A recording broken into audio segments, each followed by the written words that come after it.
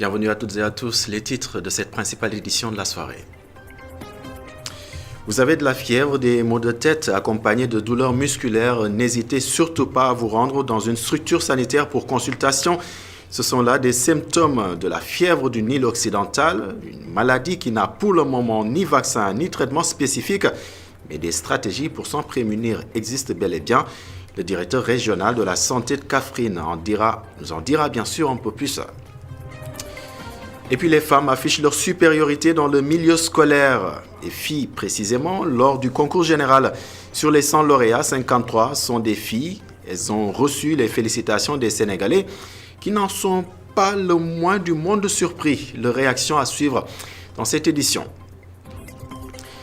Et puis le procès du 28 septembre rend son verdict. Moussa Dadis Camara est condamné à 20 ans de prison pour crime contre l'humanité.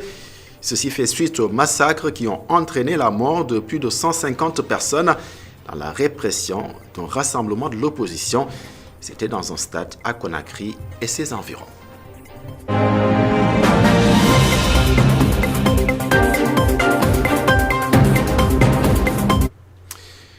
Bien le bonsoir. Le 9 juillet 2024, un cas de fièvre du Nil occidental a été détecté dans le district sanitaire de Kaffrine. Si vous notez en tout cas des symptômes comme la fièvre, un mal de tête, des douleurs musculaires, allez vous faire consulter dans une structure sanitaire. Certes, il n'existe ni traitement spécifique ni vaccin pour les humains pour le moment, mais le docteur Mbey Thiam, directeur régional de la santé de Kaffrine, nous propose quelques précautions à adopter. Il est au téléphone avec Aïssatou Kane. Lorsque le cas notifié est revenu positif du laboratoire national de référence, une riposte a été organisée autour du cas. Le cas a été pris en charge, l'évolution a été favorable, sans séquelles. Toutes les personnes vivant autour du cas ont été surveillées et sont indemnes de la maladie à ce jour. Asymptomatique dans 80% des cas, l'infection peut cependant provoquer chez l'homme de la fièvre, des céphalées, une asthénie, des nausées, des vomissements, une éruption cutanée. L'évolution de la maladie est le plus souvent favorable. Des complications peuvent toutefois survenir chez les personnes qui ont un terrain particulier, comme l'âge avancé et l'immunodépression. Le diagnostic se fait par l'identification du virus au laboratoire ou des marqueurs liés à ce virus. À ce jour, il n'existe pas de traitement spécifique ni de vaccin chez l'homme. Cependant, il existe un vaccin pour les chevaux qui développent une maladie grave en présence du virus du Nil occidental. La prévention est le moyen de lutte le plus efficace et consiste à se protéger contre les piqûres des moustiques. Elles sont souvent surnommées dans nos sociétés le sexe faible, mais dans les salles de classe, elles montrent leur force. La suprématie scolaire des filles est largement partagée. D'ailleurs, sur les 100 lauréats du concours général, plus de la moitié sont des filles. Les Sénégalais interrogés sur le sujet expliquent que les performances des femmes ne se limitent pas qu'aux études. Les détails, c'est bien sûr dans ce reportage signé Khadija Ndadjoufa. C'est un constat général. La performance des filles à l'école est confirmée par tous. C'est un constat qui est vraiment que j'ai vu, que tout le monde d'ailleurs a vu, donc c'est quelque chose à saluer vraiment. Pour cette femme qui préfère garder l'anonymat, la forte représentation des filles lors du concours général n'est qu'une parfaite illustration de leur fort engagement dans les études. C'est ce que j'ai constaté hier pendant le concours général. Mais ce fait, c'est parce qu'en fait les filles sont plus engagées que les garçons. Je pense que c'est un atout. Vraiment, les filles sont plus engagées et je pense qu'elles sont plus nombreuses aussi. C'est pour ça qu'elles sont plus performantes que les garçons. Une performance qui ne se limite pas qu'aux études.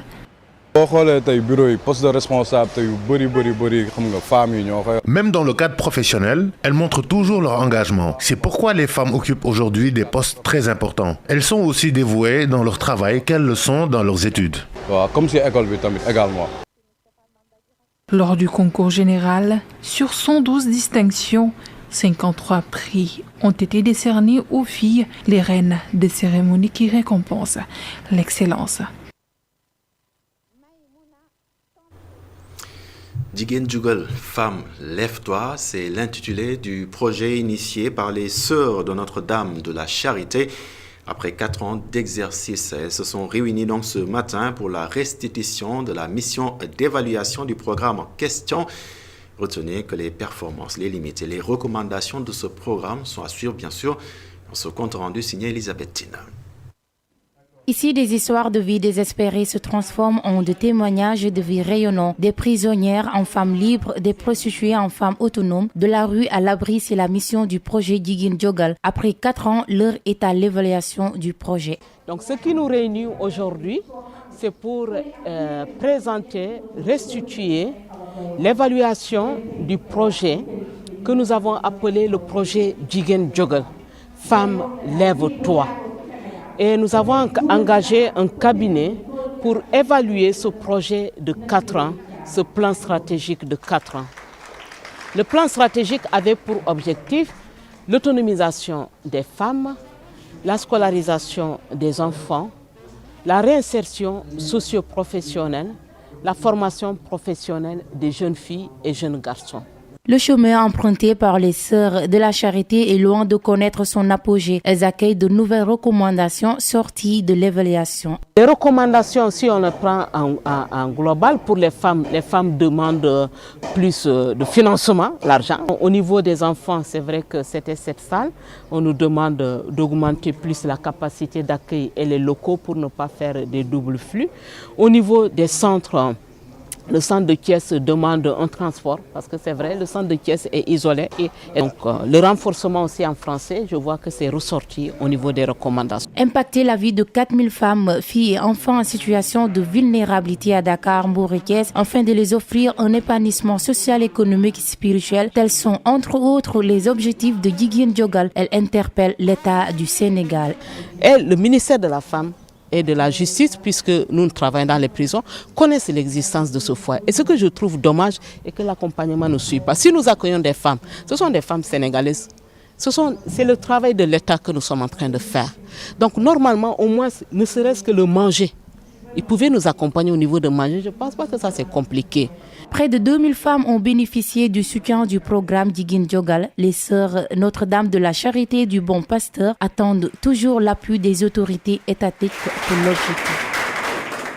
Et puis Elisabeth Tine, dans la même dynamique, pour régler la problématique de l'employabilité au Sénégal, ODK-OL vient en appoint aux autorités étatiques à travers le centre de formation sectorielle au métier donc de la mécanique de Diamniadio. La structure forme 40 jeunes dans les métiers de l'automobile, des jeunes qui au terme de leur formation peuvent espérer une insertion professionnelle. Les détails avec Babacar Sek. Une quarantaine de jeunes issus d'entreprises vont subir une formation dans la maintenance service rapide. Les apprentissages vont se faire en alternance pour plus d'efficacité. Une semaine ici au centre pour une formation théorique et peu de pratique. Et 3 semaines en entreprise, c'est-à-dire dans les stations-service, où les jeunes vont être formés sur des situations réelles pour qu'ils puissent s'approprier des réalités du terrain. Donc je disais, c'est une formation assez innovante, puisque aujourd'hui la problématique de l'emploi des jeunes se pose avec beaucoup plus d'acuité. Et EDK, qui est une entreprise engagée, une entreprise citoyenne, s'est engagée à notre côté pour que ce problème de l'emploi et de l'insertion des jeunes soit résorbé. Pour faciliter leur insertion professionnelle, EDK-OL s'est engagé à offrir des formations de qualité aux jeunes. C'est une cohorte qui aujourd'hui engage 2 types de personnes. Il y a du personnel de EDK qui en fait partie, mais aussi d'autres jeunes qui seront un grenier pour nous demain à l'issue de cette formation, si on a besoin, parce qu'on est dans une logique d'expansion. Aujourd'hui, EDK veut mettre en place un projet de création de plus de 30 stations dans les années à venir, dans les mois à venir. Donc pour cela, nous avons besoin d'avoir un vivier de personnel qualifié qui sera déjà prêt à l'emploi lors des ouvertures de ces différents sites. Voilà pourquoi aujourd'hui, pour nous, cette formation, elle vient à point nommé. Et aujourd'hui, on est là pour encourager ces jeunes, surtout, comme on dit, montrer la voie aux autres entreprises pour dire que le personnel qu'on a, c'est à nous d'assurer leur formation. Parce que la formation professionnelle, c'est juste un gage de qualité. Cette formation est soutenue par GFA Consulting Group dans le cadre du programme du GIZ Réussir au Sénégal. Pendant ce temps, l'Observatoire de la musique et des arts du Sénégal met en place un programme de construction de 250 000 logements. L'ambition est d'offrir un logement décent, mais surtout abordable aux artistes sénégalais des 14 régions du pays. Pour l'heure, 10 000 personnes ont déjà été enrôlées. Les précisions, c'est avec Modoula Minfati. Contre la hausse des loyers et offrir des logements sociaux aux populations démunies, l'Observatoire de la musique et des arts du Sénégal, OMART, présidé par Abdoulaye Mamadou Guissé, s'engage activement. Avec ces logements sociaux, nous avons prévu de placer des mécanismes nouveaux, novateurs, appelés à changer quand même l'habitat au Sénégal. Parce qu'on a vu, d'après les constats qu'on a eu à faire pendant plus de 5 ans, que nous avons fait des études dans toutes les régions du Sénégal, qu'aujourd'hui, beaucoup de familles se sont disloquées. Il y a un déchirement familial, tout simplement à cause de l'habitat. Il y a absence totale de l'habitat social et que les privés, de jour en jour, sont dans la hausse irrationnelle des locations, du loyer. C'est pour cela que, pour vaincre ce mal, nous avons eu une solution qui s'appelle les logements sociaux. Durant tout le processus, c'est gratuit. L'objectif de l'OMART est de désengorger les maisons pour réduire la promiscuité tout en aidant les artistes à trouver un logement décent et abordable. Nous avons constaté qu'il y a une forte concentration. Aussi au niveau de Yoff et Bargny, nous avons vu, et aussi Médina à Dakar, nous avons vu qu'il y a des familles qui passent la nuit à tour de rôle. C'est-à-dire que les enfants veillent la nuit et le jour, ils prennent les lits pour dormir. Donc, c'est à partir de ces constats qu'on est en train de poursuivre notre démarche. Déjà, 10 000 personnes sont en cours d'enrôlement dans le cadre d'un programme ambitieux visant à fournir 250 000 logements dans les 14 régions du Sénégal, au bénéfice des artistes. Allons à présent dans le nord du pays, à Saint-Louis précisément, où les professionnels de la pêche traversent des moments très difficiles. Ils soutiennent souffrir de l'implantation de la plateforme gazière sur le site de Diatara. Par ailleurs, ils exigent de la société BP le respect de ses engagements pour l'instauration des zones de production du poisson. Momar Alissignan pour nous en dire un peu plus. Le secteur de la pêche fait face à plusieurs problèmes, parmi lesquels la rareté de la ressource et le manque de sécurité. Ces difficultés, selon les acteurs, résultent de l'implantation de la plateforme gazière au large de Saint-Louis. Ils sont venus sans partager avec nous, implanter leur plateforme. Des milliers de pêcheurs qui trouvaient leur revenu sur ce site aujourd'hui sont désemparés. Regardez comme en témoignent les pirogues sur la plage. Le peu de poissons que nous avons, nous le trouvons vers la Mauritanie et avec beaucoup de risques.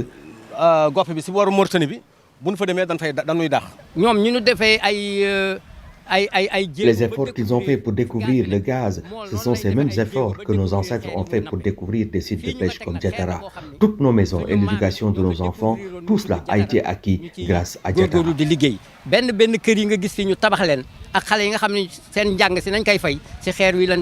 Les professionnels de la pêche artisanale pointent un doigt accusateur en direction de la société BP qui n'aurait pas respecté ses engagements pour l'immersion de récifs artificiels pouvant servir de zone de reproduction des poissons.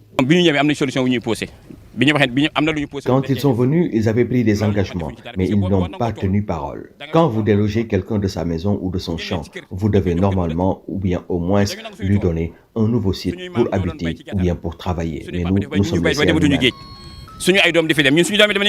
Si je prends l'exemple de l'immersion des récifs, c'était un mot qui était sorti de la bouche de ceux qui géraient les entreprises, BP bien sûr, qui parlait qu'une fois Diatara sera détruite, il y aura d'autres diataras qui seront mis en place. Mais depuis lors, la colère de ces pêcheurs, c'est lié à ces faits. Parce qu'on ne peut pas continuer à courir des risques dans ces zones. Ces acteurs de la pêche invitent les autorités gouvernementales à prendre au sérieux leurs problèmes et à prendre des dispositions appropriées pour leur permettre de maintenir leur activité. Et puis la direction générale de la Sénélec était en atelier d'échange et de partage avec la presse ce matin. Les responsables de la Société nationale d'électricité du Sénégal voulaient surtout communiquer sur le système Woyofal, les avantages, les systèmes de tarification, mais également la vérification de la consommation. Tout, absolument tout, a été mis en lumière, a été donc mis en lumière ce matin lors de cet atelier d'échange. Les précisions avec Mme Seynabou Babou. Après les associations des consommateurs et le comité national de dialogue avec la clientèle, aujourd'hui c'était au tour de la presse. La direction de la Sénélec communique sur la tarification du Woyofal afin de lever certaines incompréhensions avec les clients. Donc nous avons essayé à travers des cas pratiques de vous montrer pourquoi il y a une variation du nombre de kilowattheures obtenus pour des achats d'un même montant dans le mois. Et nous avons également essayé de vous montrer la différence entre le système classique et le système Woyofal. Donc nous avons essayé aussi de vous montrer des astuces pour que vous puissiez économiser votre budget de consommation. Il est désormais possible de dialoguer avec son compteur Woyofal. Il suffit juste de composer certains numéros pour connaître sa consommation mensuelle ou journalière et sa puissance instantanée. Le client a la capacité aujourd'hui de dialoguer avec son compteur. Donc il peut savoir ce qu'il a consommé hier, il peut savoir ce qu'il a consommé en cours de mois, il peut savoir ce qu'il a consommé les 6 derniers mois. Aujourd'hui aussi, le client peut savoir tel matériel, il consomme ça par 24 heures. Donc on a montré aussi que lors de l'interruption du courant, ça veut dire que quand le crédit se termine, le client a la possibilité de faire ce qu'on appelle l'aballement. Donc il peut avoir 5 ou 10 kW qu'il rembourse au moment de l'achat. Le curseur a été également mis sur le mode d'économie de l'énergie, mais aussi des techniques pour l'achat de crédit. Il faut comprendre que le cycle, il revient à zéro. Donc l'idéal dans le Woyofal, c'est d'acheter ce qu'on consomme. Si on consomme plus, si on traverse la première, la deuxième ou la troisième tranche, ce n'est pas important. L'important, c'est d'acheter ce qu'on consomme et de ne pas acheter plus que ce dont j'ai besoin. Parce que sinon, je vais acheter de l'énergie au tarif le plus cher et au final, j'en ai pas besoin. Le compteur Woyofal fait près de 2 millions de clients en cette période de chaleur. L'utilisation de l'électricité augmente. C'est pourquoi la Sénélec sensibilise les populations et aussi leur faire part de leurs innovations de taille, parmi lesquelles le crédit d'urgence qui permet de bénéficier d'un prêt de 5 à 10 kWh en cas de coupure. Parlons à présent du Grand Magal de Touba, édition 2024. Le ministre de l'Intérieur et de la Sécurité publique a donc fait le point sur les engagements pris par les services de l'État. C'était donc ce mardi soir à l'occasion du CRD consacré donc à l'événement. L'alimentation en eau potable, l'assainissement et la sécurité publique et routière étaient au cœur des discussions. Jean-Baptiste Tine rassure et promet l'exécution rapide et efficace des engagements. Nous suivons ces précisions. À l'issue de cette réunion nationale, on peut retenir essentiellement 2 problèmes majeurs. Le problème de l'eau. L'eau à boire, mais aussi l'eau à évacuer en termes d'assainissement. Que ce soit pour l'eau à boire ou les questions d'assainissement, des engagements fermes ont été pris par les services concernés afin de minorer, vraiment minorer au minimum les désagréments qui ne manqueront peut-être pas de survenir. L'autre aspect important a essentiellement trait à la sécurité publique. Là aussi bien la police que la gendarmerie, elles ont toutes les deux pris les engagements fermes pour mettre le maximum de moyens à contribution pour que ça se déroule, pour que le Magal se déroule dans les meilleures conditions possibles. Pendant ce temps, l'agence turque pour la coopération entre le Sénégal et la Turquie met ainsi à la disposition des populations du village de Poultok de Moulins à 1000. Les femmes de la contrée décryptent ce geste. Ceci, à leurs yeux, viendra alléger les difficultés qu'elles rencontraient dans leurs tâches ménagères. Le compte rendu avec Montagakana. La cérémonie a été ouverte par un reboisement qui a démarré par la plantation d'un arbre à la place de celui mythique où se rencontraient le Boursine et les notables du village. Puis, les populations ont célébré cette activité dans l'allégresse. Les Djundjung du Sine n'ont pas fait défaut.